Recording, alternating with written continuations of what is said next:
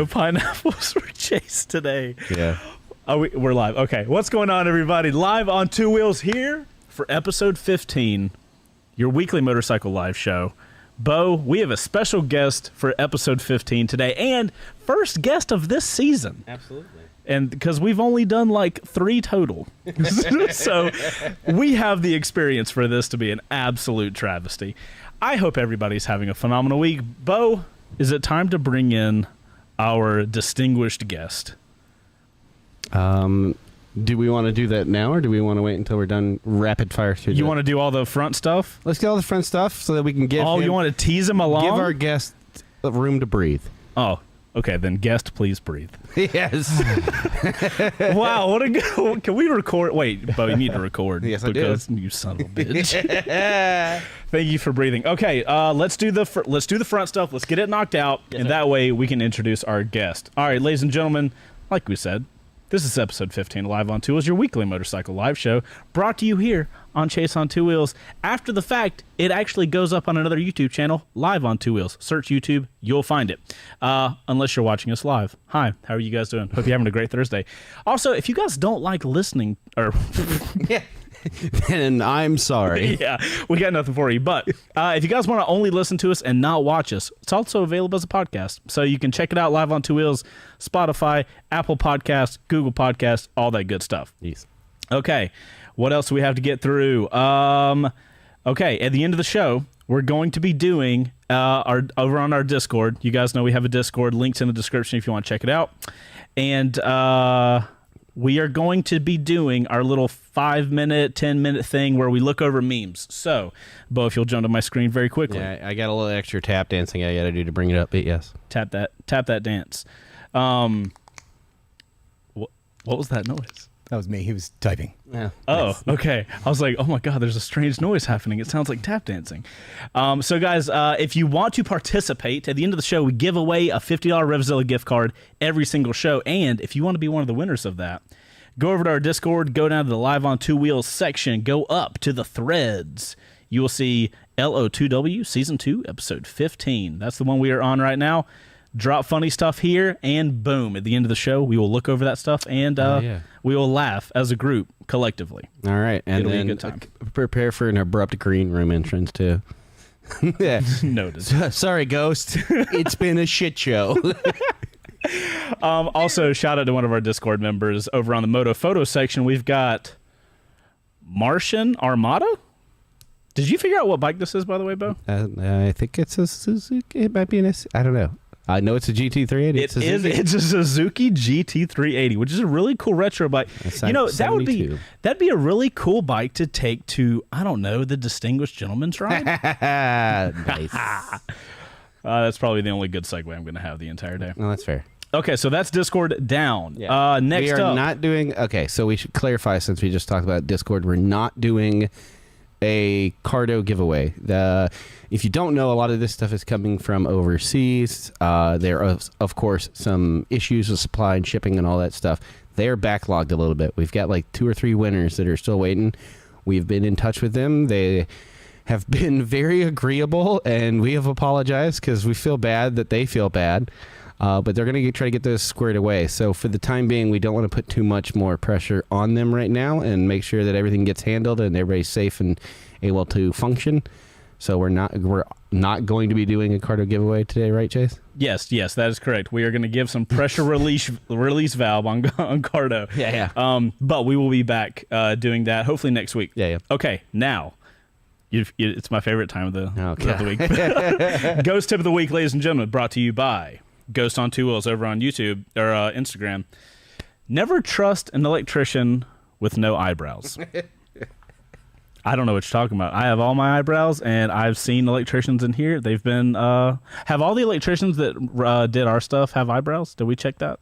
Yeah. I mean, I'm a little on the fence about that because, like, that'd be like not trusting a wood shop teacher that's missing fingers. And like every wood shop I've ever been in, a guy's missing fingers. That's just sheer laws of averages. That means he's not doing enough work.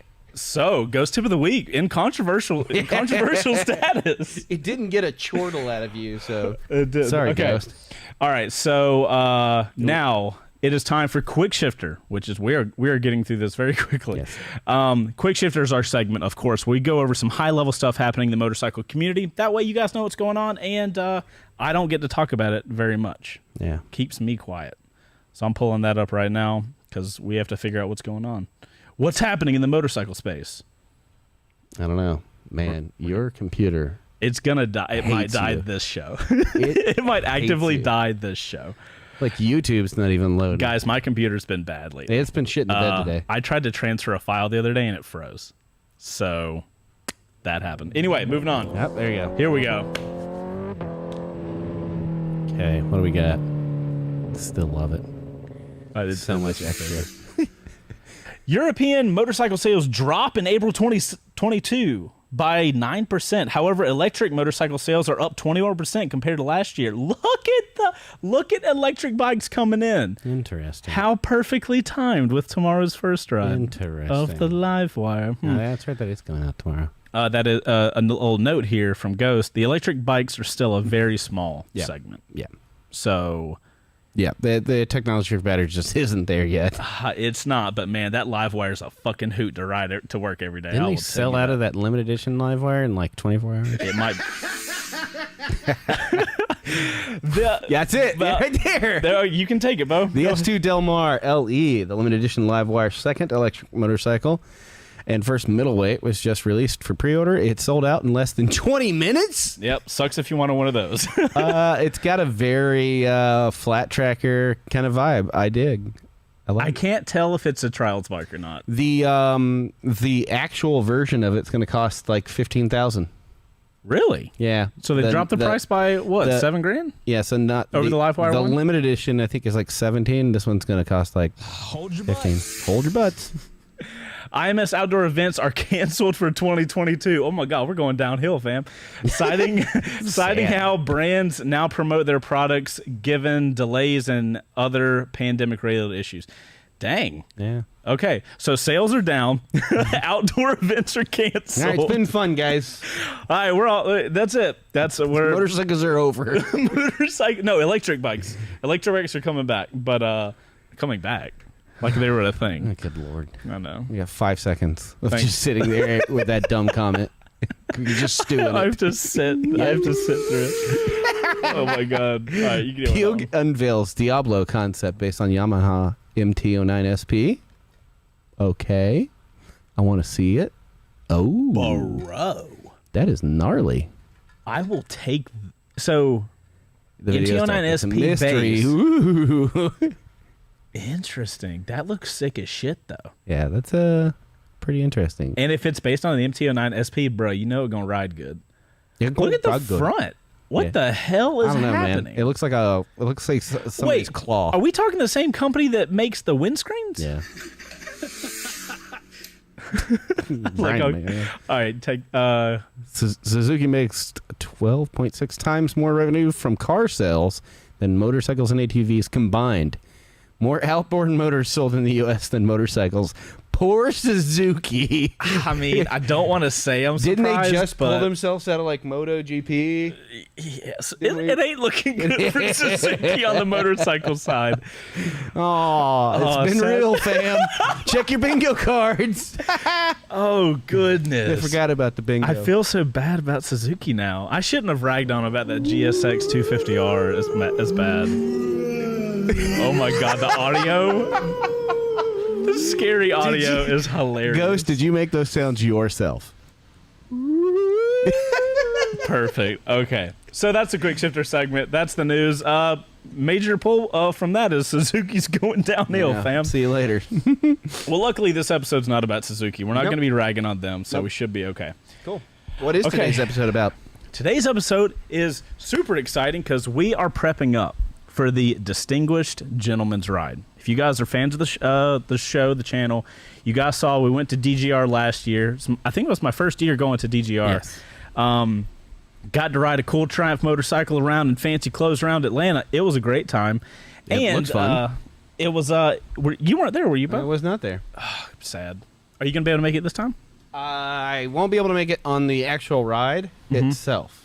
But you'll be able to come in general? The before and the after. I'll take it. Yeah. I'll take that. Anyway, You got the puppers at home. we figured with that happening soon, we should have a special guest on the show Yes. to able to give us more information about DGR and also have a conversation with another motorcyclist and just enjoy a little convo. So Just tired of talking to me. I'm so tired of talking to Beau. I had to bring somebody else in here to save me. Anyway, drum roll, please.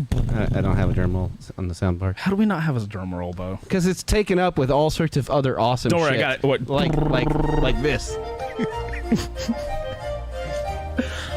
Okay, that's our drum roll. May I introduce Dutch? Yeah. See, who needs a drum roll? We have Dutch's We voice. have a DJ air horn over there. So everybody, this is Dutch. I think we met for DGR last year, right? We did.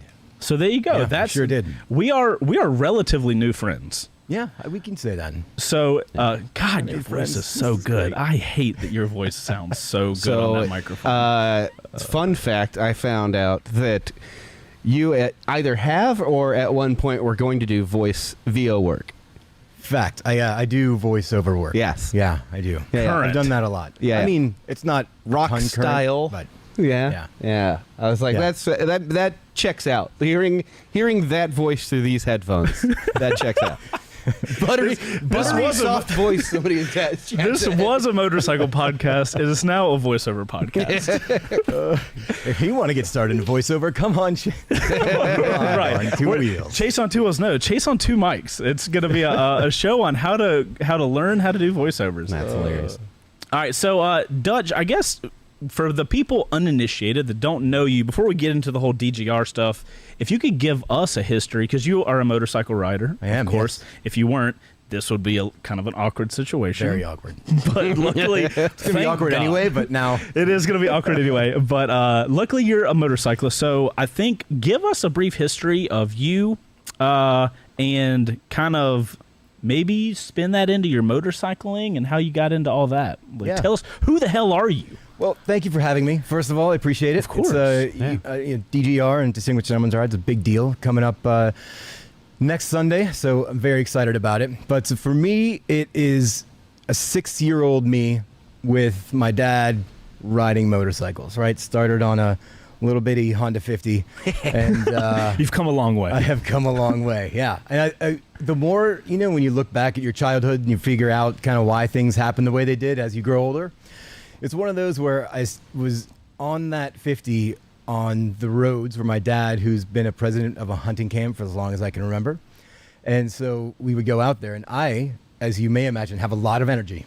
So, I could tell me more about this energy you have. So he would literally, there would be a tank of gas and the bike, and he would say, I don't want to see you until lunch.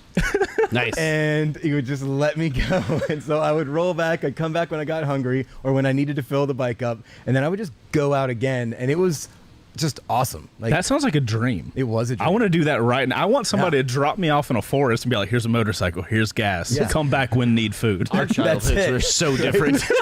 I mean, when you think about it, like, you don't even let any kids out of your sight nowadays. But this was literally just like, come back alive when you're hungry. I love that so much. Yeah. I didn't get to have that childhood, but I am now envious of your childhood. I had something similar, but it wasn't as fun. I was a latchkey kid, so I was pretty much I just did whatever I wanted to do, but it wasn't filled with motorcycles. It was just a bunch of busted BMX bikes. That's Wait, it. so do you have any memory as a child on adventures that you got into on a PW50 in the woods by yourself? So, getting lost, yes. Running into trees. I learned how to avoid trees real well at a young age.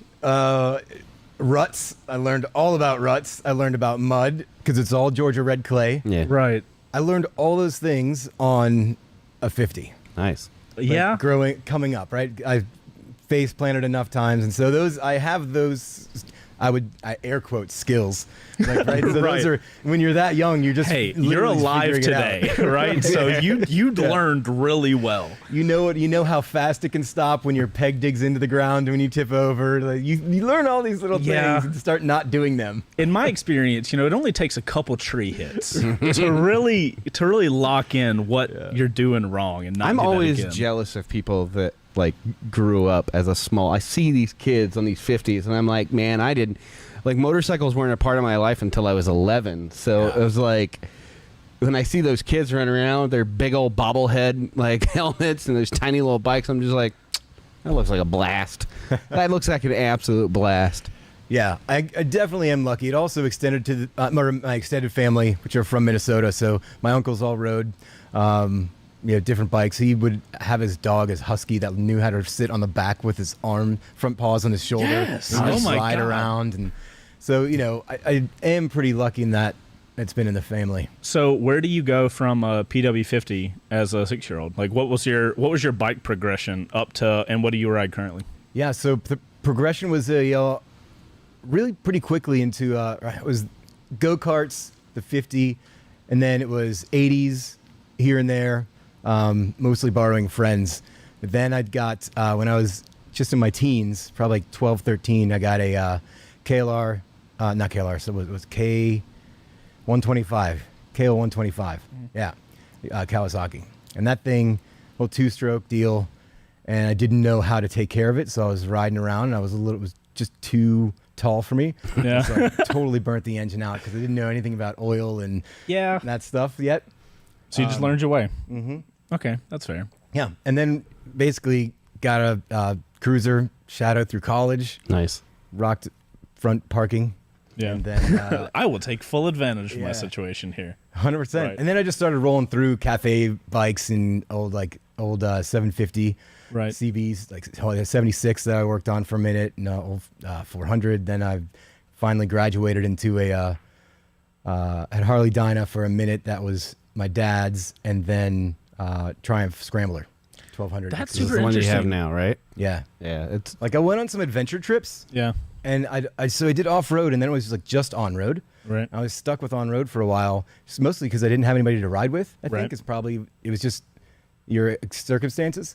And then when I just saw just some adventure trips, and a lot of like other people was watching Ewan and Charlie, right? Yep. Was a big one for me, and I was like, wow, this totally is possible. I can do this. Yeah. I've ridden off road. Like, They did it. why- Yeah, Clearly why am I not can. doing more Yeah. of this?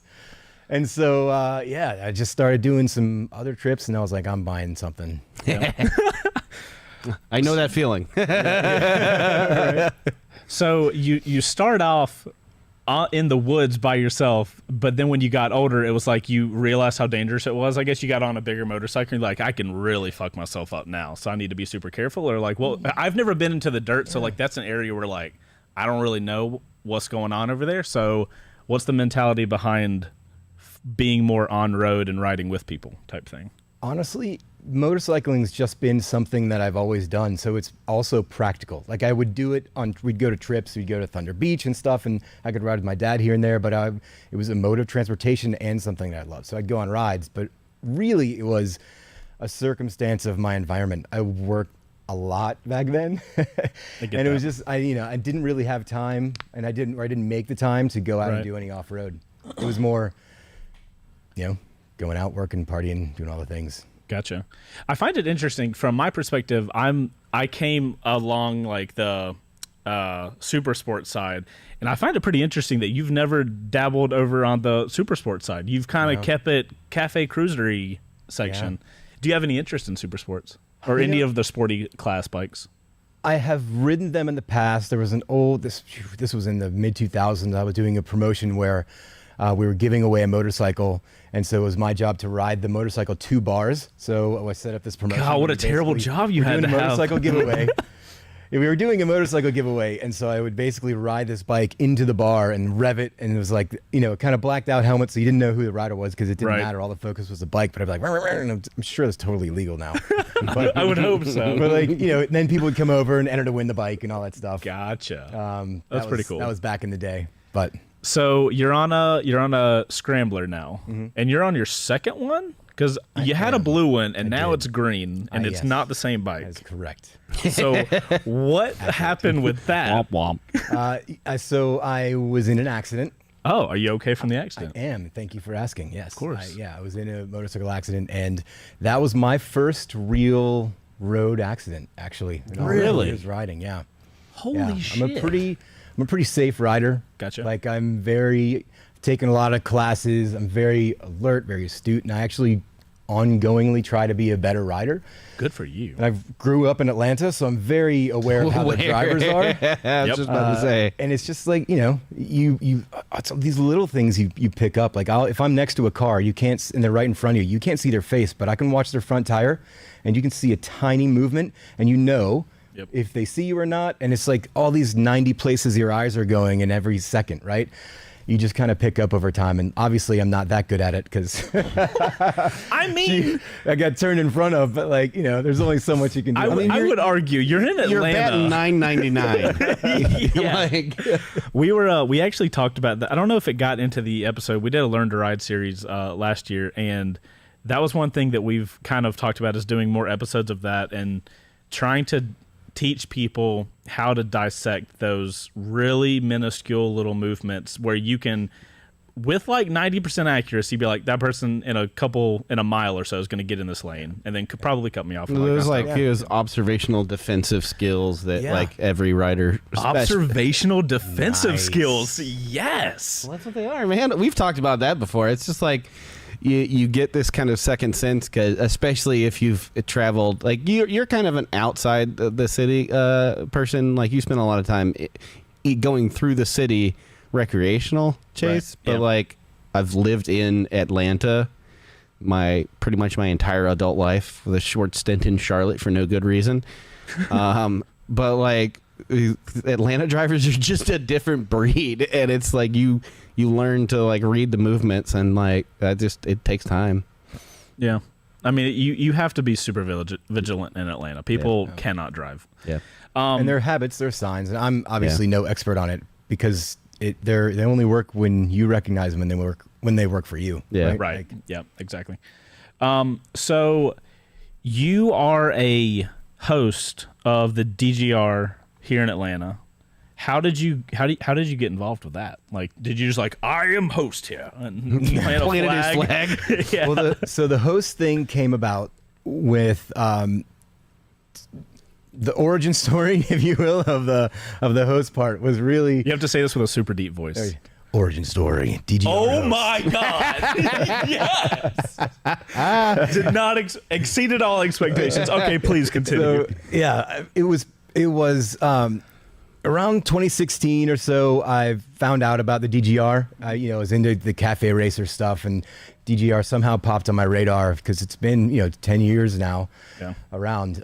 It sounds like you are somebody that was built and bred for DGR. Hearing your history of motorcycles, it's like, did you start the whole thing, or like what's going on? Not even close. Yeah, Mark Hava and the crew out of Australia started it, and it was more of a they saw Mad Men, and you look at how he looks up against the motorcycle and how cool that was, and it was just really taking that theme of gentlemen can ride motorcycles, and it's not all one percenters, and it's not all what people have in their brain of what motorcycles are who don't ride.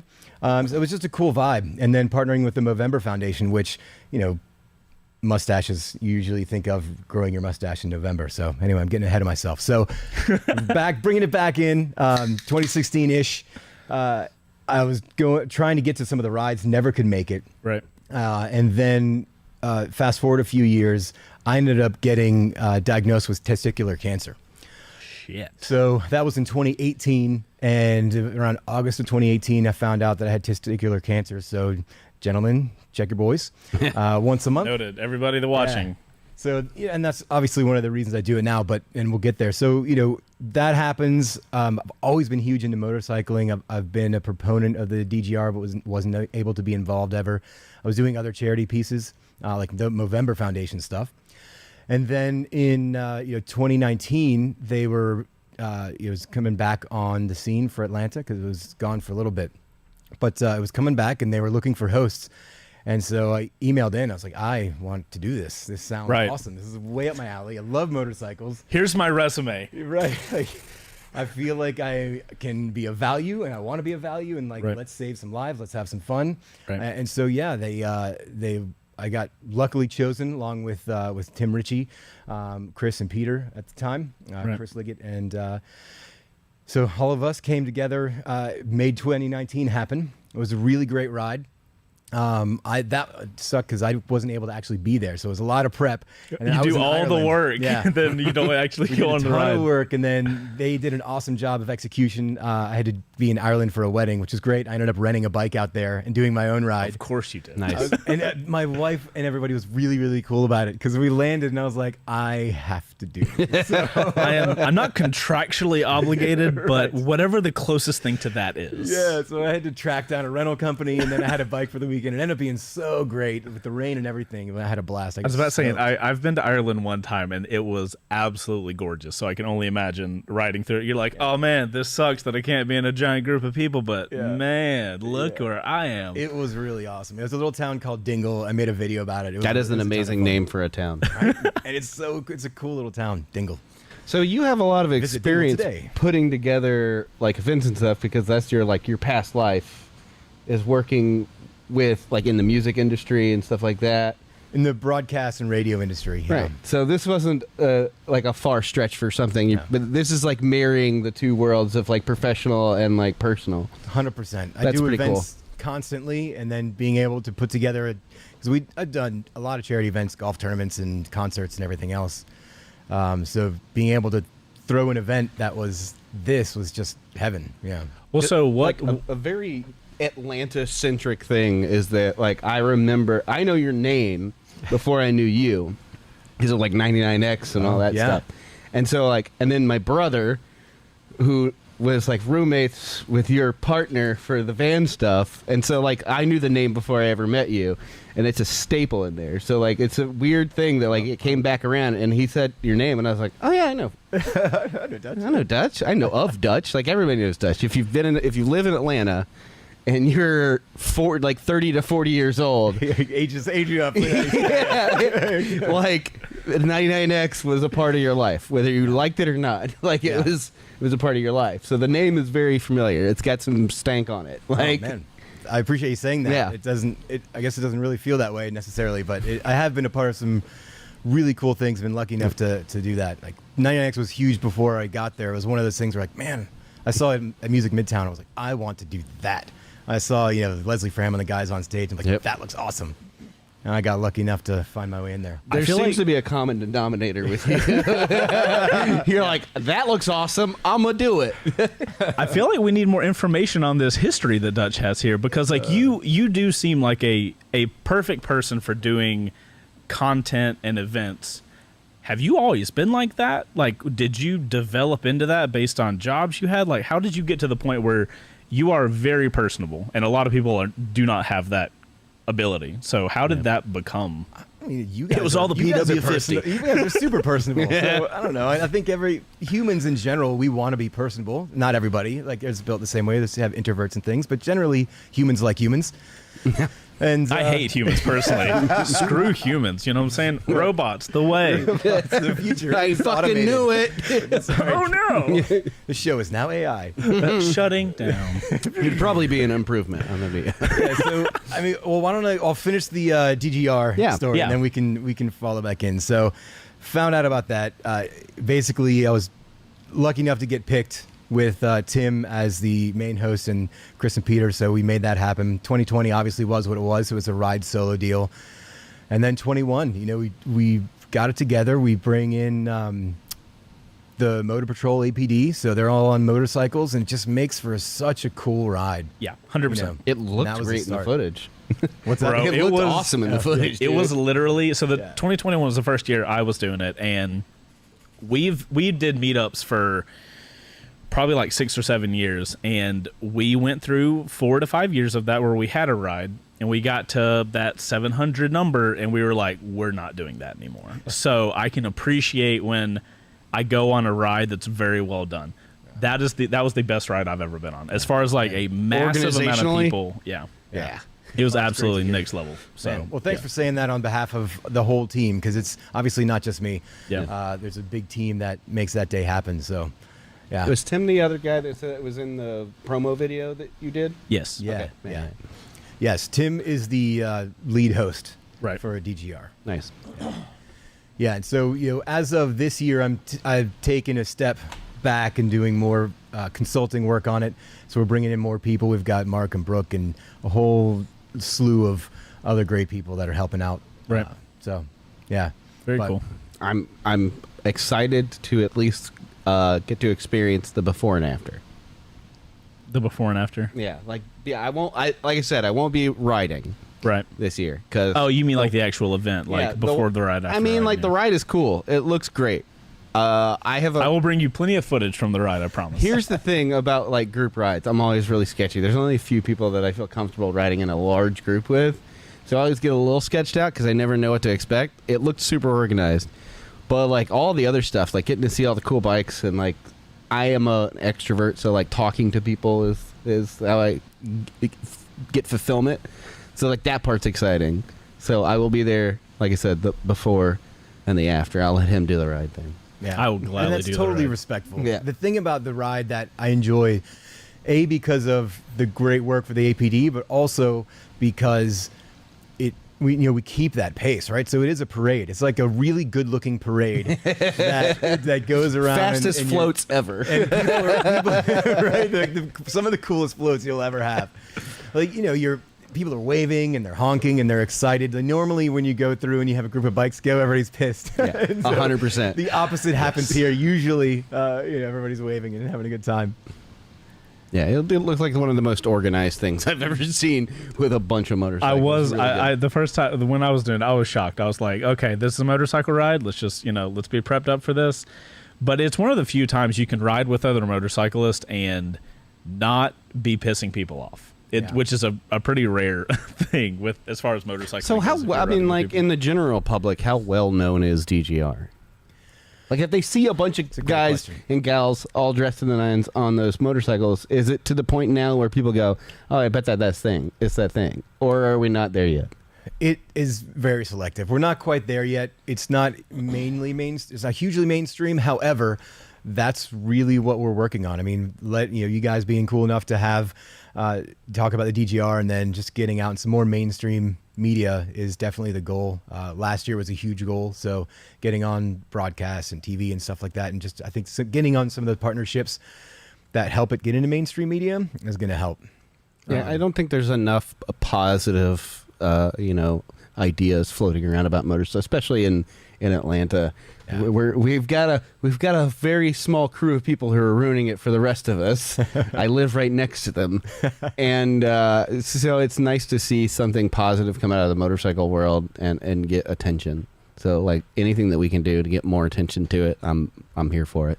Yeah, we super want to try to fight the good fight to get motorcycling being a positive thing that people think about instead of just the stereotypes that You're people literally wearing this shirt right now. Oh yeah, I'm wearing a Ride Apparel shirt. That kind of works. Ride positive, absolutely.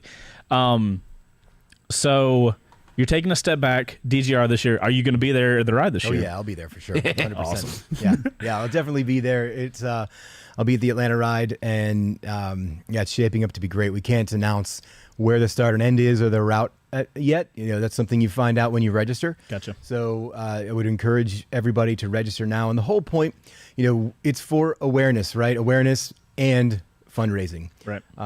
And to talk about that quickly, you have the fundraising piece is something that gets missed out. And some people will just register on Saturday before the ride so they can get in the ride, which is totally fine. There's no judgment there because awareness and being a part of it is all about it. And so please, if you can come out and you dress the part and have the bike, great. Right. Come on and bring it. Along with that, funds are being raised, right? And so there are real programs around the world that are being helped by the Movember Foundation it's been like $31 million since the start of DGR, just to the DGR, not even what Movember does separately. Oh, okay. Gotcha. So there are just line. You can go on both websites, gentleman'sride.com and Movember, to see where that money goes, and it really does go there. Because when you think about it, there's not a lot of places, not a lot of organizations in the world that are focused on men. We're just not good at putting that stuff together. You know, generally. Organizational skills not on the top of our list. Right. So it's a good opportunity to really get behind a men's health organization that does some really good stuff in a really fun way. So there's also ways for people to support people and support the cause if they aren't able to make it. Like we mentioned that in the video that we just put out about the 5 bikes for the coffee shop. That like you can, if you can't make it to one, you can at least help the cause and sponsor a rider and raise money that way for people. So it's kind just of like a 5K. Yeah, it's like it's literally like somebody. It's like a motorcycle 5K. It's the best 5K. It's like a guy like me wanting to support a 5K cause. Right. I get it. So you reach out to your friends and be like, I'm going to take time, I'm going to dress up, get the clothes, do all this thing because I would like you to sponsor me on my ride for Distinguished Gentleman's Ride. And then, there's also a segment on the website for pillions.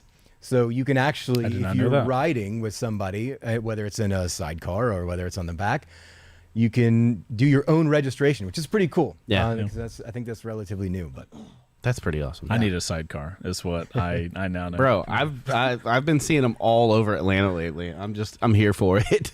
Does Royal Enfield make a sidecar? I'm sure they do. We need to get with the Royal Enfield and see if we can get a sidecar. A Himalayan with a sidecar would be hilarious. We put a flag in it and everything? Oh my God, yes. All right. It's already a tractor. You had a third wheel to it. 2023. Better watch out. We're going to be coming in with a sidecar with a flag.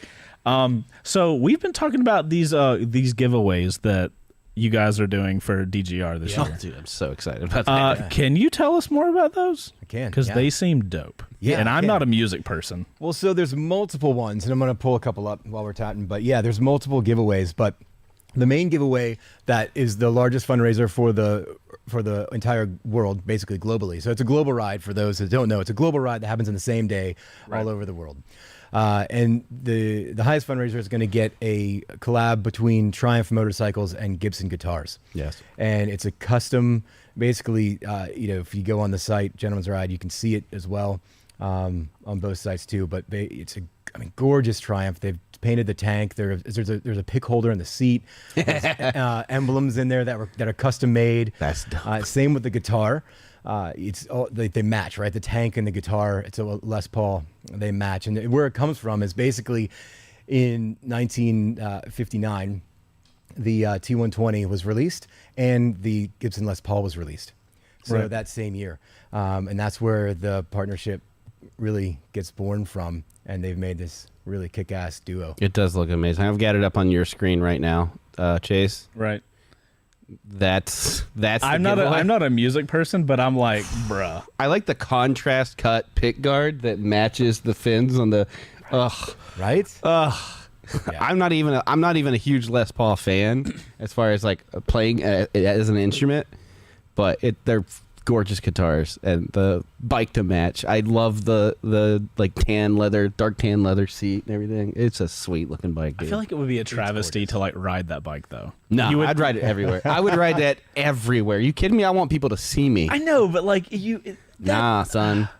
I'm typically of the same. Like a bike should be made to ride, but like I would have a hard time if I had a guitar We had this and conversation a bike that matched. at the GT delivery that like I was like, it's sad to see supercars just sitting somewhere and they get like ridden every once in a while. Driven every once in a while. I was like, man, I would be driving this. Are you kidding me? I want people to see this. Would you ride this with the guitar over your back? I would just have it on my back. Like the whole time. Are you kidding me?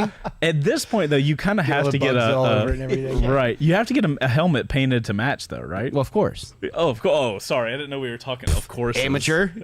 Sorry, I've never had a motorcycle and a guitar match that I can ride around at the same time. Yeah. My apologies. Yeah. That's super cool. But that's the big prize. Yeah, that's the big prize. And then you have, so there are Gentlefolk prizes below that, which include, you've got a Triumph Bonneville Bobber. Epiphone inspired by Gibson guitar, like a antique, aged, beautiful acoustic guitar, and then a Hedon helmet, and that's all custom. So like the Hedon helmet is custom, and so you've got really, as you go through all of them, through your Gentlefolk prizes, through the other fundraising awards, I think the biggest thing that, because you can go through all the bikes, you can go, I mean, the fact is there's 4 motorcycles that are given away around the world, right? Just casually, for fundraising, you know? right, by Triumph. And then there's the Hedon helmets, and then there's the other sponsors that give stuff away. But what I'd like to focus on more, because most people, that's brilliant and amazing, but most people don't get that high. Yeah. Right. And so the great part about it is when you get down even lower, I mean, you raise $250 and they send you a really cool patch that's one of a kind for the year, and you get pins and you can get stickers and things of that nature. So you have, for every level, even lower fundraising, you get something, which is really cool. And then this year too, there's another guitar for, raising $59. Okay. That's So special you too. get entered even in that. So like the small fries get an That's so cool. Okay, so what I've learned is, guys, if you're watching this live show, I need you to go into the description. And you need to support this because I want a patch. So we got to get it to 250. Please, That's God, amazing. I want my patch. I also want to support things, but I'm selfish and I want a patch. Okay, That's amazing. If I win the guitar, I'll give it away. That's amazing. Yeah, and I mean, one cool thing is, so with the guitars and the prizes, you also have guitar cases that go along with the 3 guitars in there. That's painted by a really, really good artist out of Nashville that's doing a custom paint job on the guitar cases that comes along with that guitar. So just the level of collaboration has been really cool from all the work that the two companies have done. So It seems like those kind of things all kind of fit in with the theme of everything. Like it's a very community. You will probably have a different perspective of this because the music industry and the motorcycle industry, I think, cross over in a lot of places. Yeah. And so, like when you get into things like this, it makes a lot of sense when you see all these companies and all these artists and stuff coming together and like all these ideas. This is such a well thought out kind of ordeal that happens. And so it's just interesting to look at it through the lens of like, this is not very typical for men's health to be discussed at this level, but it is very typical for men's health to be kind of woven through like motorcycles and guitars and cool art and like getting to dress up fancy. It's such a fascinating, like outside looking in at the way that it was kind of brought to the table to say, hey, like we need to make this known, but we can't just be like, hey, support, we're like make it interesting and fun and make it make sense. It's just such a cool thing. And seeing all those guitars and everything sit next to those bikes, I'm just like, man, there's some smart people over there. Like, what do guys like? Yeah. They like guitars and motorcycles. Let's get them in. So were it's there cool. So like the last thing I'll leave you on the prize is this. So the second Gentlefolk prize, Triumph Thruxton RS with a Hedon helmet and the jacket. You've got the third fundraiser, highest fundraiser is the Triumph Speed Twin, and your Gentlefolk winner is a Triumph Bonneville Bobber, and the helmet and the jacket. So phenomenal motorcycles. yeah, I mean, all phenomenal. Right? It's pretty cool as far as. How many 5Ks are given away? Yeah, right. When's the last time you did a 5K and won a motorcycle? Yeah. Here's a pair of shoes. Thanks. Right. You get a shirt. You get to keep your bib. You're like, that's it. I would prefer the motorcycle, please. Thank you. Yeah. It's been really well put together over the years with the hardworking people on the back end trying to grow it even better. What did they give motorcycles away last year? Did I know? They did? Yeah. They've been Dang, giving so away they just motorcycles for a while now. motorcycles left and right. And that's with Triumph doing all the supporting the motorcycles and stuff like that. Yep. It's very interesting. Have they always been in bed together, the DGR and the Triumphs? For the past, and you're going to say that, like 5 years. That's pretty cool. Or so. Yeah, it's been a while. And then, continuing. I mean, that partnership is continuing, so. I feel like that's a partnership that kind of like has to happen because if anybody thinks, I think classic motorcycle, I think Triumph is far above any other OEM that, at least for me, what? Not paying attention to anything, but it's hilarious. Ghost is speaking to us. Oh, sorry. So I totally lost my. No, sorry. I looked over to my left, and there's this giant picture of you tipping your fedora. Oh, yeah. So we'll run an ad real quick. We'll be right back, and then we can continue this conversation while Chase figures out what he was going to say. What's going on, guys? This episode of Live on Ontwowheels is brought to you by Revzilla's RPM membership. What that is basically a membership program that only costs $60 a year, not a month, but a year, and you get a ton of rewards from it. It's kind of like Amazon Prime for Revzilla. So if you're buying a lot of motorcycle gear, especially on Revzilla, this could be really interesting for you.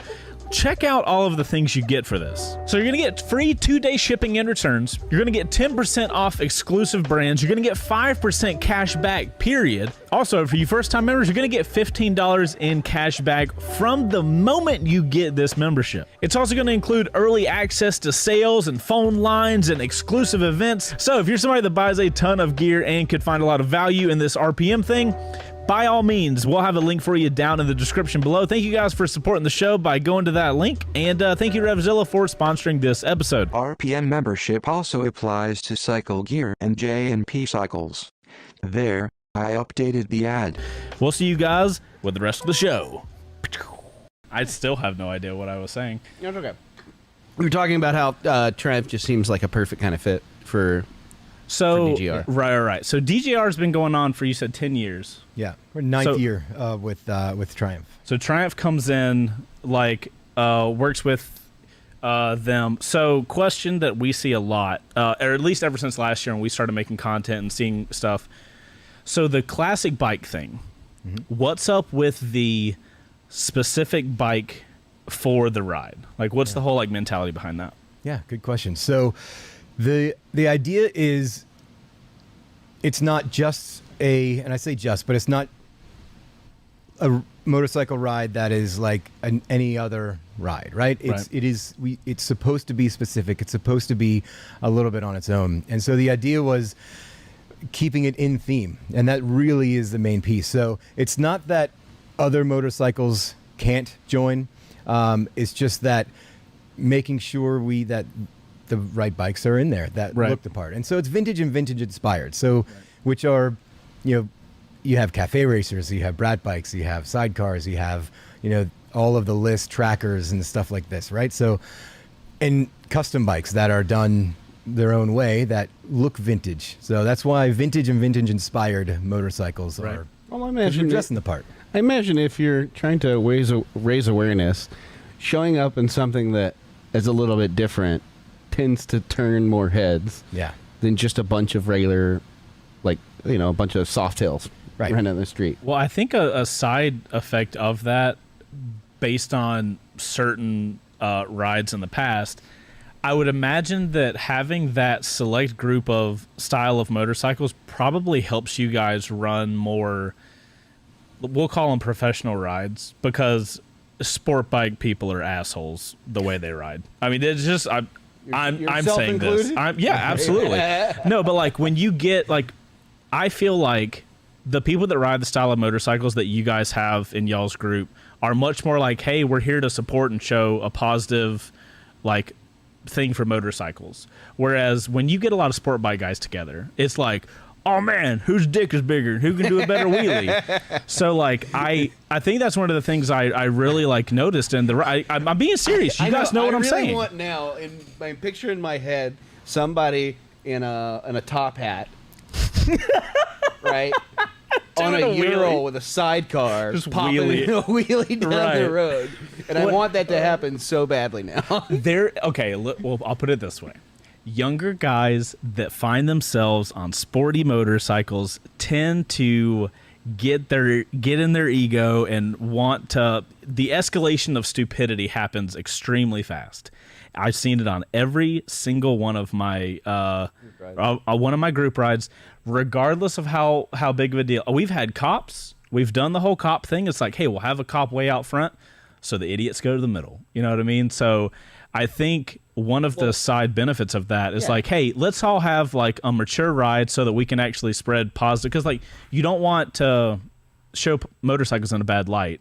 Well, so the at least from the outside looking in, and being third party to last year's ride and doing research and looking into these things, the idea is that it's a much more serious subject matter than just riding to raise money, because it is for men's health, and it's also for mental health, which is kind of a stigmatized section of psychological well-being, is that like men are supposed to like crunch down their emotions and not outwardly feel things or struggle with things in that way, and it's looked at poorly. So like just by being a serious matter, do you feel like that kind of permeates into the actual event itself, and people are like taking it more seriously and being like, this isn't about ego, it's exactly the opposite of ego?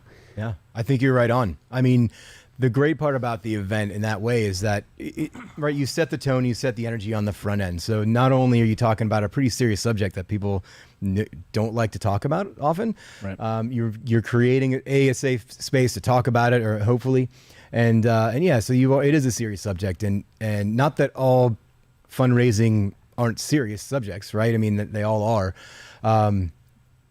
but the fact that everybody dresses up nice, the fact that it just has a more mature like classical feel to it. Right. So yeah, I mean, I don't know. I think you find less, and then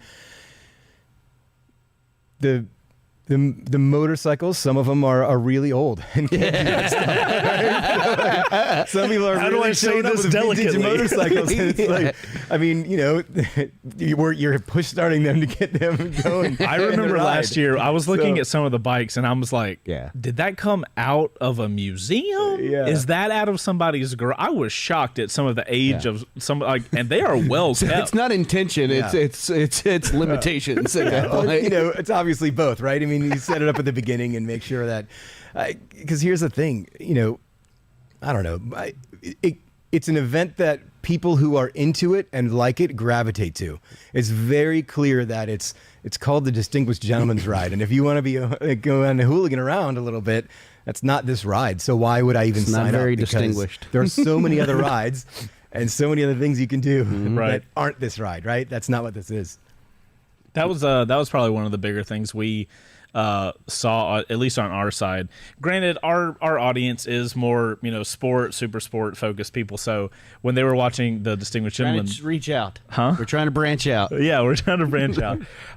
But we saw that a lot on our comments last year, and honestly, we did that ride, and it got me thinking. It's like, wow, this is how a really well put together ride is. And I was like, well, all these like sport bike guys, like they don't have that type of thing. So I started like, just because I guess the way my brain works, I was like, is there a way to do that?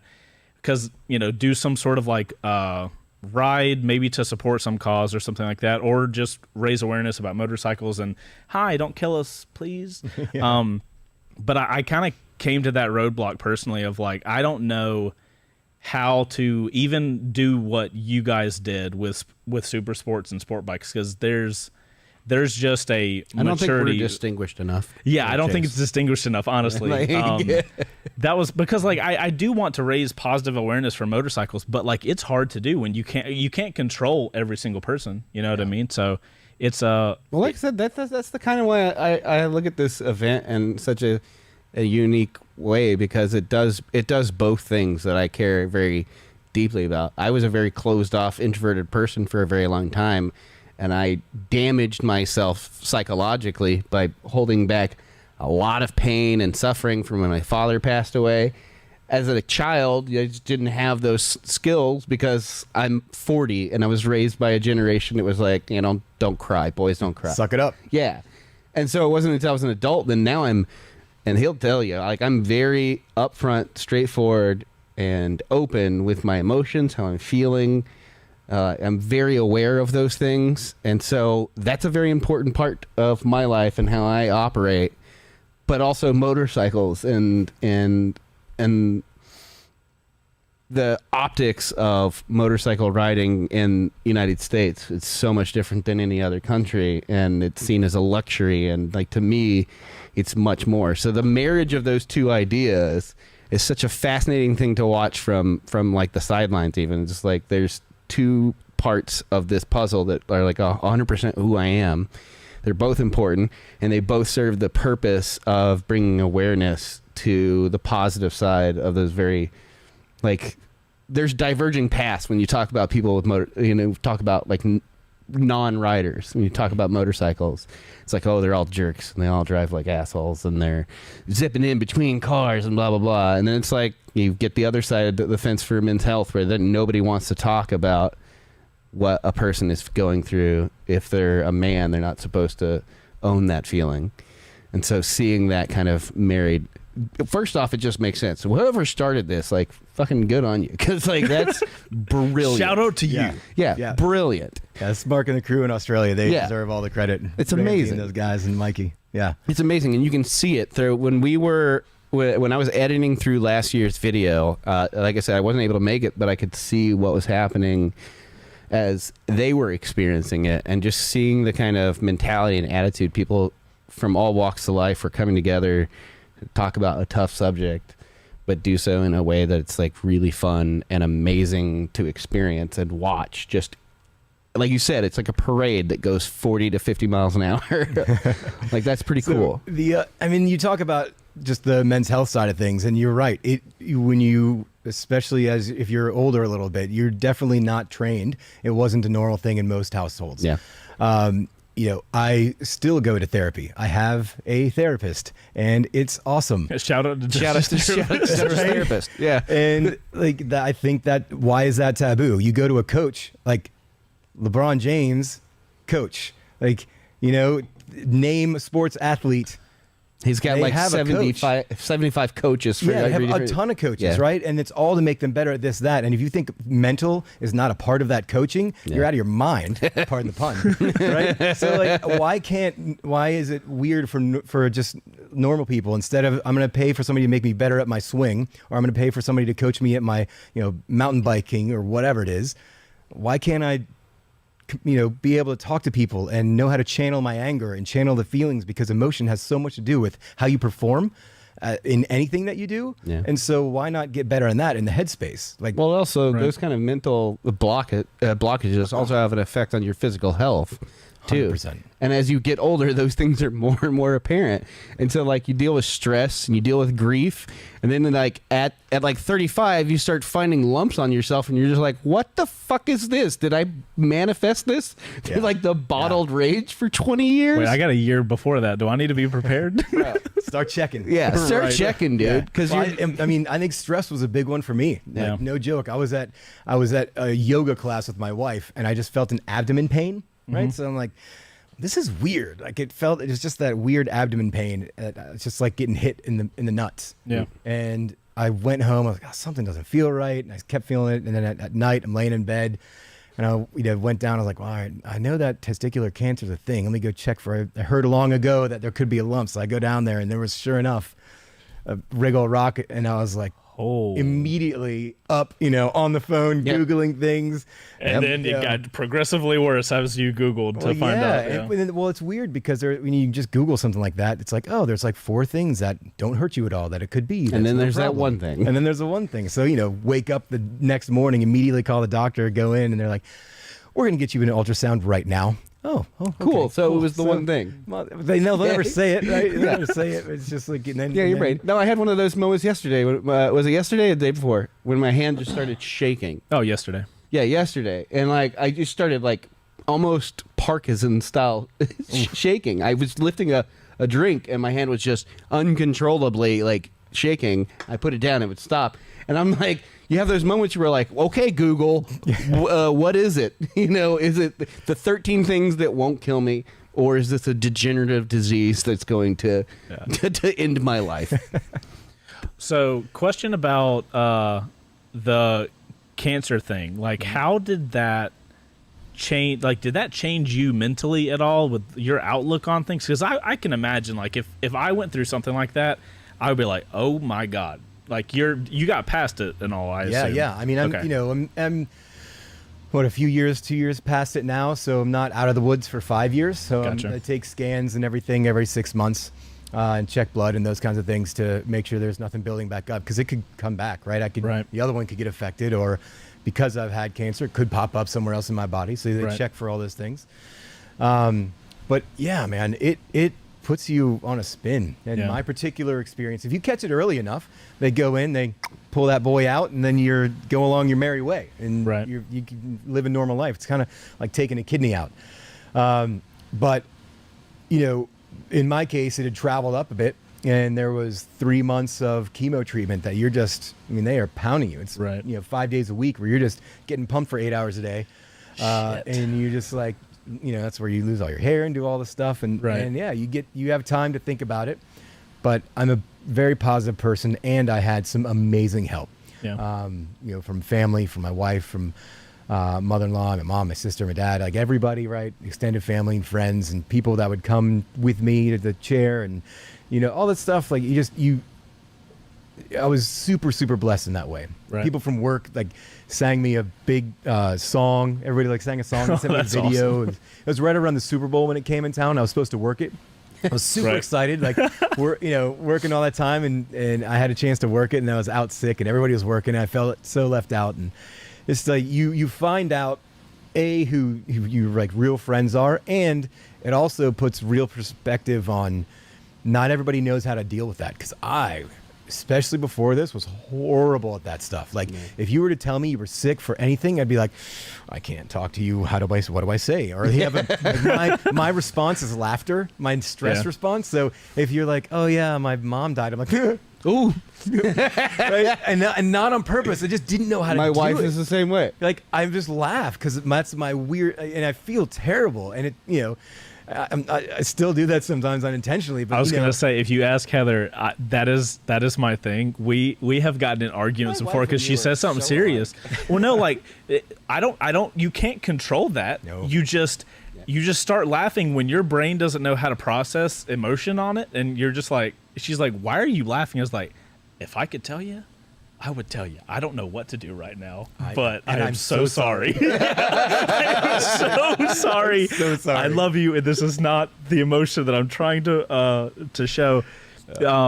So I imagine do you start thinking about, it sounds like you had a more like adventurous life up to that point, because you've been riding for your basically your entire life. So was there anything that popped into your head during that time of like, man, I got to really like fast forward this bucket list situation? Do you find yourself more or less risk averse now? Yeah. Good question. And the answer is it depends. You're more calculated now. Yeah. Now I'm way more calculated. I take a lot less dumb risk, but also I think that comes with age, but also this. So yes, I take way less dumb risk as I did before. So I'll take calculated risk because I'm still adventurous. I mean, one of the big bucket list pieces, a buddy of mine, Terry, we had the idea to go to Ecuador and do a motorcycle trip. Where do these people have these ideas? So we're like, I hear of this and I'm like, I want to do that, but how the hell do you do that? Totally do it. It's awesome, bro. Noted. So we went down, and so unfortunately I was really bummed because we were going to do it together, and the only time I could do it was it was a celebration. He wasn't able to go, and I was like, this is the time I can go. I'm getting better, and I have to go. Yeah. And he was really cool. He's like, do it, man. We'll go on another trip. So I went solo and did I had a guide, like it was one of the outfits, and they were really great, and it was just me and the guide. Like it was supposed to be a group trip, but it was just me and him. We were on a DR650, all loaded up with all the gear, and we just hit the mountains up in the volcanoes and the Andes and went like for 4 days. Some people, Chase, are just built different. I'm realizing this. And it was so cool because you have all the gear on you, and you just disappear into the mountains. And you know, I'm still in touch with that guide. He was from France, but he was living down there, and he had traveled all of South America by himself and was just kind of stopped there to work. And like, we're still in touch. He's a great dude, and we got obviously really close because we just connected on that. How do you not get close with like, hey, me and you in the mountains 4 days, motorcycles? Let's go. We were literally just talking about this outside before you got here. But like, I have a friend like that, and we were working at the same place. I worked IT for like 15 years. Yeah, we were working in the same building for different IT departments within that building. And he just comes up to me. He's like, "Hey, what are you doing in like 2 weeks?" And I was like, I don't have any plans. He's like, well, you want to go ride? And I was like, well, fuck yeah, I love riding. And he's like, cool. So we're going to go up north. We're going to go through New York into Canada. And then we're going to go up to the tundra, like the line, and then just ride across Canada, come back down in Seattle, and then come down through, pass over the Continental Divide, and then come back here. And I'm like, we got to work Monday, right? Like, how do you... The brains of people like that, they're just like, I'm going to go. It's so... This is why I'm so excited about adventure riding. I'm fascinated by this mental. So take us through that trip specifically. I imagine that's one of your probably top fives. Yeah, my top 5 is cool for me. There are people out there when you start looking at adventure riding that do amazing things all the time, and right. For me, adventure literally means walking out of your door, because I went riding Sunday with a buddy of mine who's just getting into it, right. And so he led. He's trying to teach people how to do it. So I was like, yeah, man, I'll go with you. Yeah, on road, off road. I just love to be able to, you can ride on the roads for a little bit, and then if you want to take a right and go up that dirt road that goes who knows where, you can, right? And there's time for that and time for not, right? Sometimes you have an all road trip. It doesn't really matter. It's like whatever that adventure is for you is fine. Mm-hmm. And so for me, because of my off-road upbringing, right. I wanted to get back to that, and because of some of the just watching the Ewan and those guys, I'm like, I need to get more into this. I feel that's me because I love travel. Yeah. My wife loves to travel, so we've done that a lot. Right. Does she ride? She does not ride. So early on, this is the funny part about travel. So I've always loved motorcycles, and we started to do a lot of trips. And I was like, all right, so I was able to negotiate with her, and she was cool about it. Wherever we go on our trips, I was like, I just need to ride when we're there. Nice. And so the first one was in Mexico when we were at the cabana. It was rainy and kind of gross. I get kind of bored sitting in one place. I'm like, hey, do you mind if I go for a motorcycle ride tomorrow? She's like, yeah. So I just found a guy that your wife, rents. Yeah, she's right. She's pretty cool about it. Yeah, that's dope. Way cool. So then we were doing off-road day trips. It's like, done. I'm in. Like that. I was like, hey, do you have any spots for tomorrow? He said, yeah. So boom, we just rode the coast of Mexico and back. It was all off-road. And then India was another one that I did, which is crazy. How was riding through that? It was crazy. I get sensory overload watching, and I'm like, I could not. Yeah, we had a follower that was from that area. I don't think it was India specifically, but it's a very common, the rules of the road don't apply. Well, there is. It's more of a water flow. Yeah, and it's then there are rules. Yeah. If you get in the flow, you're all right. Yeah. He would send us. He would tag us on Instagram and stuff. I know we have a decent sized following in India, and he would tag it, just sitting at an intersection in a city that's 6 lanes on each side, and you're just everybody just seems to know what they're doing. It's nuts. Yeah, yeah. It's a bucket list item for me is India.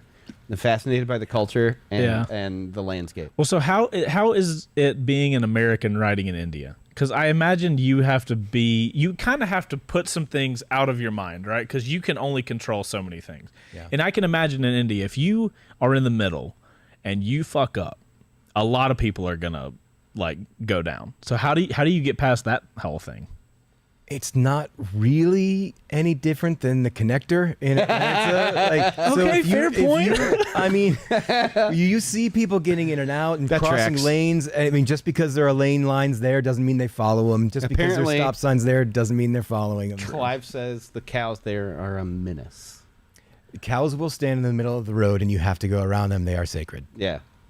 Huh. Yeah. So that's they don't. You can't move a cow. No pun intended. Hey. Nice. I was hoping for more in the front end, but I'll take it. Come on, Beau. Yeah. We expect more out of you. That's cool. I imagine you are already adventurous before, but I imagine they take on a new meaning. When you do adventures now, yeah, it takes on a different meaning. It does. I would say that every day takes on another meaning, to be honest. There are things where I've always been a really hard worker. I've always tried to cram as much as I can into things. Yeah, and I saw your hobbies LinkedIn and stuff. Yeah. But I think now more so, it's done two things. It's slowed me down a little bit and changed focus. So whereas I just go, I really try to take time more for family and friends that are close, because it goes by so fast where you can not see relatives for so long. And I'm like, time out. I need at least once a month. I've got to try to talk to, see, I call my family more than I did before, Right. Stay in touch more. Cause really those are the things that matter, long term. Well, Right. so bringing that back to DGR, like everybody's experience is different. Yours is very specifically related to what the whole event is for, which is interesting in itself. It sucks that you had to go through it. I'm glad you're okay. Thank you. Yeah. You get an opportunity to share that experience with people that are showing up and kind of be the face of what this is about. Yeah. You struggle with mental health. You're in therapy to help yourself get better. You went through cancer, testicular cancer. Like, does that sharing, does it help you go forward? Like, does that help being able to like meet people and talk to them at those places? Or does it get kind of overwhelming? Like, you kind of feel like you have to be the face of it since it is so interconnected to your experience. Well, Probably not unlike you guys that get noticed and things of that nature. For me, I really do it because I want to hopefully save somebody's life, because I was so blind to this prior to going through it. And I think most of us as guys, we don't think about it a lot generally, right? I mean, obviously it's a generalization, but we just kind of go. And go. And it's always either there's competition involved, or there's what can I do next, or you're striving. And everybody with just daily life, it's fast. And I chose to be vocal about it because I figured I have a place to do so where I can maybe save a life. Now, there are definitely times inherently I don't love sharing a lot of my private life. I'm really a private person overall. Like, I post things on social media, but it's usually pretty generic. It's like picture a motorcycle level, and here's this. You won't see me gush, or you won't it's not, you're going to see photos of me a lot, like a ton where I'm all selfies all the time and like, guys, listen to what I have to say today. That's not my thing. There's obvious places for that. Like, you guys are really good at those things. I am not as good at that. That's debatable on our side. No, but like you guys, I mean, it's interesting. I've obviously watched you guys for a long time. So, but for me on this side of it, it's big. I feel like that part's bigger than me, right? It's like, I need to take myself out of it. And there are definitely times where I just want to sit, close the door, turn off the phone. I don't want anybody to talk about it. And I really go back and forth on the types of things that I want to share, because you're forever connected, judged, whether you like it or not. Like, that somebody's going to take that with you, and then you become that guy, or the voice or face of that thing. And then you're like, well, I'm way more than that. But I thought about all that pretty deeply, and I was like, you know what? It is who I am, and it might save somebody's life. And so if somebody's going to hold that against me, and if I'm not going to get hired for a job, or if I'm not going to get this or that, or if I don't get experiences because of however they feel, then that's really on them. That's not me. That's them projecting their issues you get on to me. feel good about it at the end of the day. I'm like, I can't feel bad about that, because that's not my decision. They've made that decision. So I just have to go through life the best way I know how. Right. And we need more it. positive people. Like, Trey's great. He's great. He's a super positive dude. But I've just realized in this moment, we need more positivity in this shop. Let's Well, I feel like in my I think experience, it's our fault. possibly. In my experience, we've been doing the channel for like 10 years now, and any time that I've ever been vulnerable and honest, even like the audience only knows like so much of me and my personal life, because everything is so motorcycle focused, and motorcycles are like 1% of my entire life, right? But anytime that I've ever been this is kind of like before we had a team, where like if I needed to make like an emotional video where it was just me and a camera talking and being really serious, those videos have always performed really well. So I think there's a connection that people can like just subtly pick up on with you when you're being honest, upfront about things. And I've never seen anything negative when I've been super open, more open than I would be comfortable. I would not film a video like that right now with the guys in the shop. Like, no offense to you guys, but I'm not going to make a video like that with I get that. You know what I mean? But anytime I've made a video like that, I know how I would respond. Yeah. Good on you for not doing that. Probably a smart move. But like it always seems to me that whenever you can be like Genuine. open your heart up and like have a Genuine. genuine. Yeah, I guess that's the word I'm trying to find. Well, Well, it's easy in this kind of industry, in any public industry, to get pigeonholed. Like you were saying, you're that guy now. It's like that's what you do. To be fair, you do seem like a robot that DGR created. To like your entire life story does kind of work exactly towards DGR. It is a perfect puzzle piece. It is. That's what I'm saying. That's what I'm saying. It just by happenstance, unfortunately and fortunately. Well, and that's, regardless of life, I will do my best to help the cause of men's mental health and all the things in whatever ways that I'm able to. And this so happens to marry everything together that I love. And so I'll just continue to do that. Right. Pretty dope. So speaking of outside of motorcycle stuff, what else are you into other than motorcycles? Unless you're only interested in motorcycles and that's all you think about and do. No, sir. What else? Like I said, I saw his LinkedIn. It's a scroll. Noted. No, I mean, I think I've just I was telling the story to a buddy of mine. We were out the other day and somebody asked me this question about like, what are you into? I was like, I realized a few years ago that when I was younger, I really wanted to be James Bond. Nice. I loved That's fair. James Bond. Well, you're taller than Daniel Craig. So. So you got that going for you already. That's about all I got. But just the cool factor, the ability for him to jump in anything and drive it. Right. Like, it doesn't matter what it was. He would get in anything. It could be a tractor or a helicopter or space shuttle, and he could drive it. And so I realized that I just wanted to know. I wanted to be able to be put in literally any situation and figure it out. And so because of that, I've worked to learn a lot. I was in music for a lot of years. So I was in a band and early in college and stuff. So we played around town and drums, guitar, and all that stuff, and some vocals, and then everything else. Like I've flown planes and flown helicopters. I've done skydiving. I've done scuba diving. I've Jesus done. Christ, I'm exhausted. Listen, trips are cool. I learned how to sew recently because I made a DGR flag for the back of the bike. So I wanted to learn how to sew because I think it's a good skill to know. So I learned that one. You just have a giant skill tree that you're just trying to get It every is, in. So it's more of like a growth of all the hobbies that I can possibly have. well, see, I like the idea of being able to be put in a position where you're not necessarily comfortable with it, but you have enough knowledge of it. Yeah. Well, so what's on your list still? Some people are really good at specific things. I'm a jack of all trades. Like, Master get me in there and I will Yeah. make something happen. Right. All right. So what do we need to teach Dutch now? What's left? Have you ridden a tractor? No. Okay. No, I have Tractors. not. It's like you can get any earth movers. I have some experience in that. Ooh, haven't done any earth. What about a movers. That tank? sounds like fun. Nope. You can do that. I was about to say, isn't there somewhere that you can like go? Okay. In Georgia, you can do that. Yes. Of course you can. Fucking Georgia, great. All right, so the tank's easy. So what else do we need? What else do we need to get you in to drive? Man, that's a good question. This sounds like a series to me. Like, You're right. can Dutch drive it? Dutch driving. We'll figure out a title. Yeah, work in progress. But I'm not allowed to have any training. Right? No. Oh wait, no. Ghost got it. It's called Dutch of all trades. Dutch of trades. Something. There's somewhere. Okay. Yeah.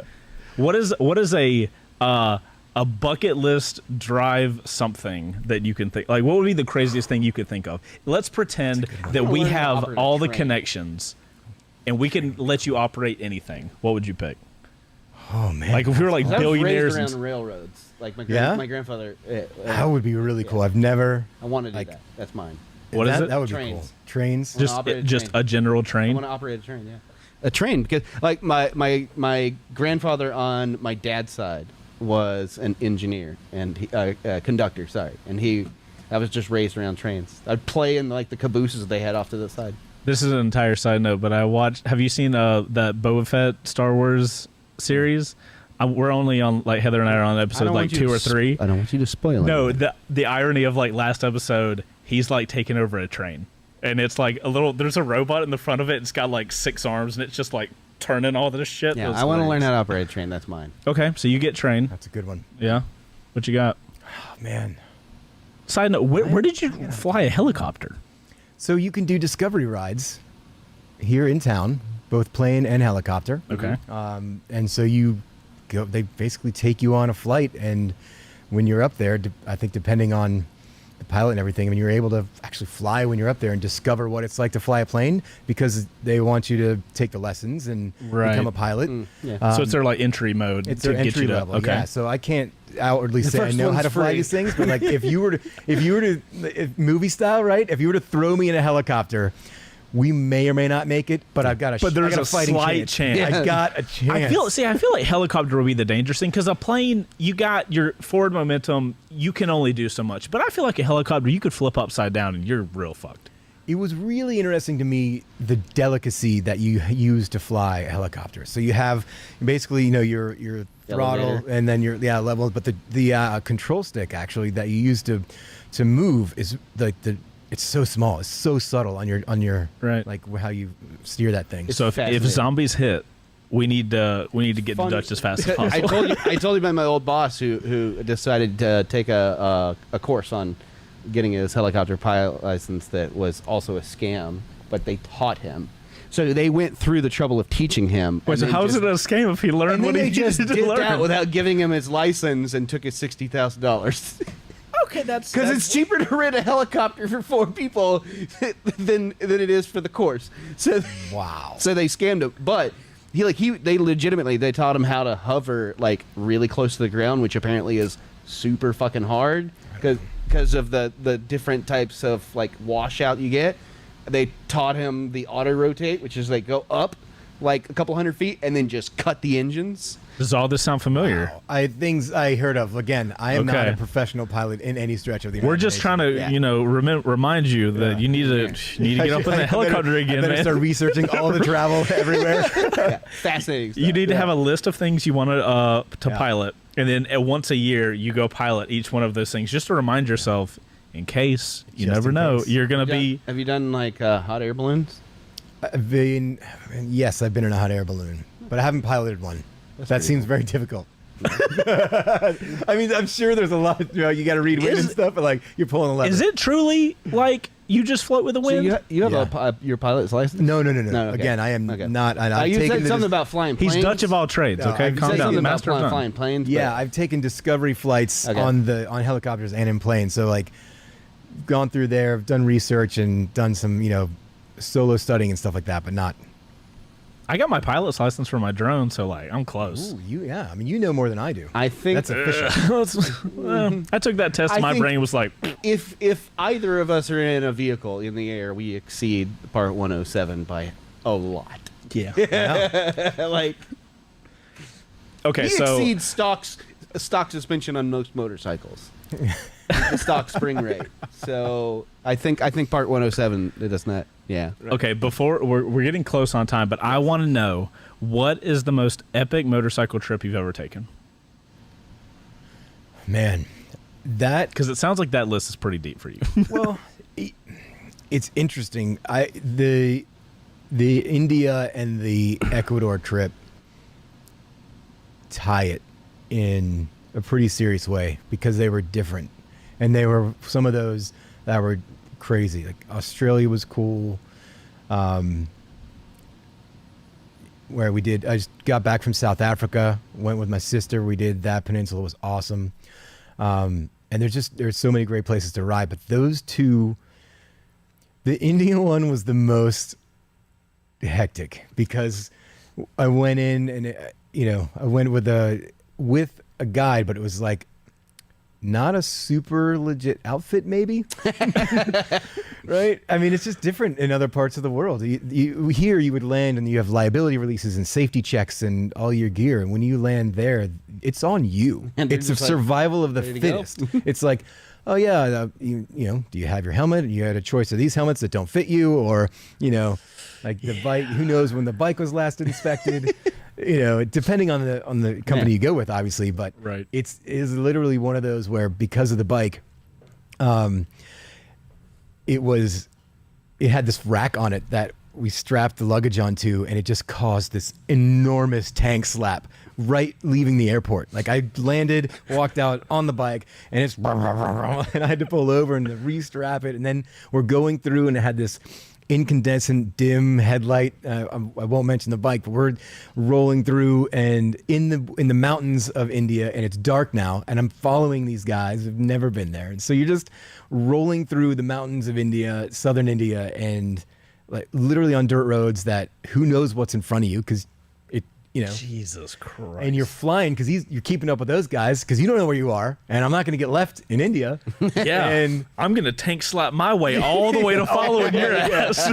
one wheel or not, it was it was just, I think that was one of the ones that stuck with me because it was one of the times where I really threw caution to the wind, Right. and was just like, I'm gonna do this. It sounds See like what you happens. kind of, if you didn't, it would be like you would get a mile from the airport and be like, all right, pulling the fuck this cord and I'm headed back. Or you just be like, all right, whatever it is. Jesus, take the wheel.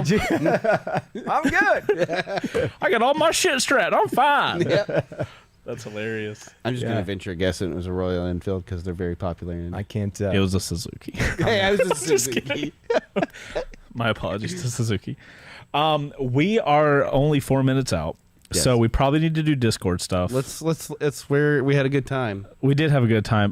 Dutch, is there anything more you wanted to say about yourself? Where people can find info about you if you want them to, or DGR? Any last words? No, I'm good. I mean, Shout Dutch is the Instagram, but it's what it is.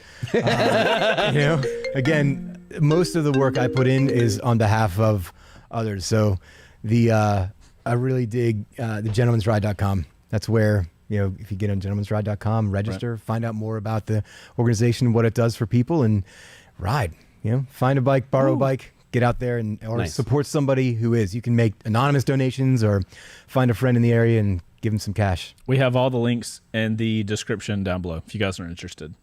Nice. All right. Well, before we get into the Discord, Dutch, we appreciate you having on for a Absolutely. guest. That was awesome. Thank you guys so much for having me. I I really don't appreciate it. feel like we didn't fuck it out too bad. We didn't fuck that up too bad. good. No, that was all right. Yeah. For their first guest. Yeah, for our first guest that we never have, this was great. Well, I'm honored to be on season 2, it sounds like. So. Yeah.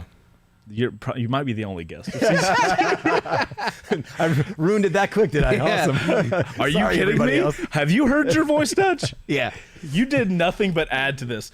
So now, Dutch and you guys watching, what we do the last couple minutes, we have this Discord page and people post ridiculous things. And for the last 5 minutes, we look at photos and laugh at them. And Then we pick somebody and give them $50 of Revzilla cash. yeah, because why not? Yeah. Awesome. All right, so we're starting out. I have not looked at any of these. I've not been looking at all. Which is not Typically, usually. Beau cheats. He'll look through it so he can be composed during this. I never get to. I cannot read this word though. What word? The one that's on my screen right now. This is from Andy. Carburetor on a Yamaha. Carburetor on a Ducati. Bro, if you look And at it's this one right true. here, it looks like a white line. Yeah. Okay. Yeah, so I don't know anything about carburetors. Yeah, I'm an that's idiot. outside of your wheelhouse. Yeah, get it because motorcycles. Sorry, Goonie. This is to the eyebrows for the electrician. Oh, man. Man, I need to make sure my eyebrows stay. So let me cut. fix something for the peeps on this because I had to add the filter for that camera. Okay. So let me fix that For my camera. for his camera. Gotcha. Yeah. So let me go ahead and fix that. real Dutch quick. was too desaturated. We had to saturation you up. Yeah, I appreciate it. I need Yeah. a lot of satch. Not a satch. I have to be careful with satch. My face turns red real fast. He's a very pink man. I had to color grade a video the other day just so my also, face those didn't look eyebrows like that aren't Ducati. that far off from my actual. I was about to say I don't think they touched yours. Okay, so talking about getting being vulnerable, I have to Aw. trim my eyebrows down once a week. 'Cause Okay. they That's will legit. connect to the. If I don't shave the beard up here, Right. I get cheek beard up to my eyeballs, and then it connects to my eyebrows, and then my eyebrows connect here. And if I let it go long enough, this will actually connect up to my hairline. I feel like that needs to happen. I would see that. Can you hair prove mask. that? Can you prove that on an episode? Also, thank you for being vulnerable in a vulnerable episode. All right, so we got Moto Cannon. Oh no, I can't zoom in. Why can I not zoom in? It's a small picture. Oh, okay.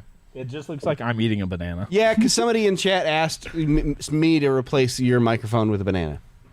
Okay. Well, that's I fair. have no idea why. I don't know. We probably said something focused on that. I reunited with my scrambler on Wednesday in Vegas and right at home back on Tuesday with a detour up through Utah and into Colorado. Yeah, damn. Look at you, one of your little Nice. scrambler fam. Yeah. I gotta say, I've said on the show, next bike T7 for me, most likely. But he saw that. I keep seeing these scramblers, man, and we had one here for a minute, and I've seen a couple of them going off road, and it's been like, oh. have you off-roaded your scrambler? How much? I've taken it to off-road parks. I go really, really off-road. If you want to see a scrambler in action, you can see it in the Baja 1000 style and doing some ridiculous things. It has Interesting. Check the suspension travel on bikes that you are interested in and compare them. And also the kind of the other things that come with it with what you're getting is my recommendation. And then man, I mean, I imagine they take a little bit of setup to get to them to that point, but like just bone stock, I've seen some go out there into some pretty gnarly stuff, and you're like, oh, you ain't just a pretty face. bone stock, you can rock and roll that thing. Yeah, that's pretty dope. Okay, we're done with this conversation. Yeah, No. try brothers. Of course, we're probably going to get a copyright claim, but we have another Terminator reference. Hi, humans. Welcome We to won our the future. last one. We did. Oh, yeah. We'll talk about that next episode. We're not going to waste us Bro. time with that. Himalayan with a sidecar. There we go. Done. I can put Oreo and Heather in this, and then all right. It's a fun bike. It's it'll be not very perfect. exciting, but it was very fun. It's It'll be very exciting with a sidecar. tractor. All right, next up, me on my way to ride my patina bike at the DGR. Oh, you know what? It looks like a built bike. I assume that would probably be acceptable. Vintage inspired. Yep. Bro, look at how many reactions this got. Okay, well, I might Dumb and Dumber. Wait, Beau, we should Dumb and Dumber next DGR. Ooh. 2023. Ooh. Let's get with somebody, get a sidecar and Dumb and Dumber it. That'd be hilarious. Dibs on being Lloyd. What color is that one? He's the blue one. Okay, I'll be orange. Right, yeah, I'm fine with that. Unplugging to Steeg. He just got inducted to the Wrestling Hall of Fame, by the way. Who? Undertaker. Is that who that is? Yeah. I've never been into wrestling. Yeah, he's He seems like a distinguished gentleman, I guess. Maybe. This is not distinguished attire, but we'll give him a. We got a photo of a person on there. DGR 2021. Oh snap! Nice. Loving that people. He's got a monocle and a mustache on his helmet. That beats my mustache. Yeah. My helmet's got a mustache on. I'm gonna have to. I did get a sticker pack this year. Yeah. So if I get a monocle, I'll put it on my helmet as long as it doesn't. Yeah, there's one on there. Nice. Perfect. Old Titan 500. Moto Cannon. I know I could count on you. Suzuki. Shout out. Yeah. I gotta really start being Ripperoni. positive. See, okay, Dutch, this is exactly what we're talking about. This is happening during our live stream. Oh man. They're So pulling some- stuff from other videos. So somebody went to our last year's believe that was DGR Ghost. video. I'm kind of the guy. Oh man. Oh, we told you. Yeah, no, you're right. Well done.